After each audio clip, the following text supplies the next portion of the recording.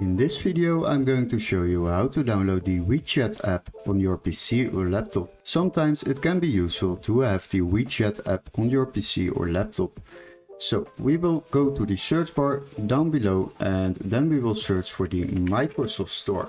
And as soon as you have opened it, make sure you are logged into your Microsoft account, otherwise you are not able to download any apps through this source. After that, search for the WeChat app, and as soon as you have found it, select it. Now if you click on install over here, this app will be downloaded into your PC or laptop. And as soon as you have installed the app, then you are able to log into your WeChat account by using your credentials or the QR code from your PC or laptop. Now, after that you are able to use WeChat on your PC or laptop. Hopefully this video was helpful. Don't forget to like and subscribe, and we would love to see you in our next tutorial. Cheers guys!